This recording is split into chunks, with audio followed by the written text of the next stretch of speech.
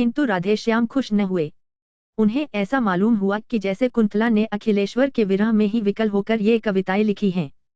अखिलेश्वर निष्कपट और निस्वार्थ भाव से कुंतला का शिक्षण कर रहे थे। उन्हें कुंतला से कोई विशेष प्रयोजन न था। कुंतला के इस शिक्षण से उन्हें इतना ही आत्मसंतोष था कि वे साहित्य की एक सेविका तैयार कर रहे हैं, जिसके द्वारा कभी न कभी साहित्य की कुछ सेवा अवश्य होगी। राधेश्याम के हृदय में इस प्रकार उनके प्रति ईर्ष्या के भाव प्रज्वलित हो चुके हैं, इसका उन्हें ध्यान भी न था, क्योंकि उनका हृदय निर्मल और पवित्र था।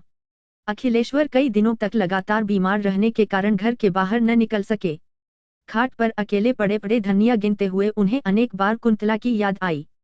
कई बार उन्होंने सोचा कि उसे बुलवा भेजें, फिर जाने क्या आगा पीछा सोचकर वे कुंतला को न बुला सके। इधर कई दिनों से अखिलेश्वर का कुछ भी समाचार न पाकर कुंतला भी उनके लिए उत्सुक थी।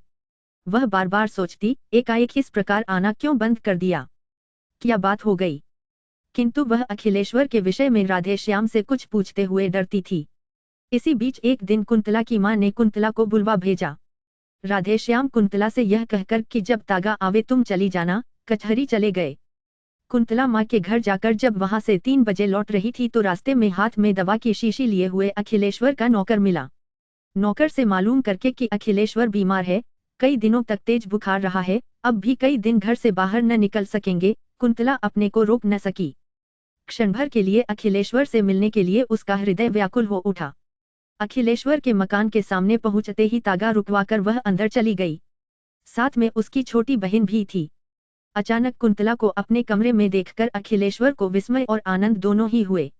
अपनी खाट के पास ही कुंतला के बैठने के लिए कुर्सी देकर वे स्वयं उठकर खाट पर बैठ गए, बोले, कुंतला, तुम कैसे आ गई? इस बीमारी में तो मैंने तुम्हारी बहुत याद की। इसी समय राधेश्याम जी ने कमरे में प्रवेश किया। कुंतला कुछ भी न बोल पाई। राधेश्याम को देखते ही अखिलेश्वर ने कहा, आओ भाई राधेश्याम, आज कुंतला आई तो तुम भी आए, वरना आज 8 दिन से बीमार पड़ा हूँ, रोज ही तुम्हारी याद करता था पर तुम लोग कभी न आए। फिर घड़ी की ओर देखकर बोले, आज 3 ही बजे कचहरी से कैसे लौट आए? राधेश्याम ने रुखाई से उत्तर दिया, कोई काम नहीं था, इसलिए चला आया। फिर पत्नी की ओर मुड़कर बोले, चलो चलते हो, मैं तो जाता हूँ। अखिलेश्वर ने बहुत रोकना चाहा, पर वे न रुके, चले ही गए। उनके पीछे पीछे कुंतला भी चली। जाते जाते उसने अखिलेश्वर पर एक ऐसी मार्मिक दृष्टि डाली जिसमें न जाने कितनी करुणा, कितनी विवशता, कितनी कातरता और कितनी दीनता थी। कुंतला चली गई, किंतु उसकी इस करुण दृष्टि से अखिलेश्वर की आंखें खुल गईं। राधेश्याम के आंतरिक भावों को वे अब समझ सके। घर पहुंचकर कुंतला कुछ न बोली, वह चौके में चली गई।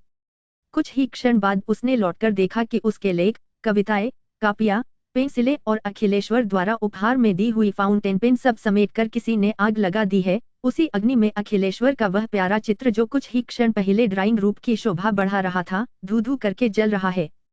और ऊपर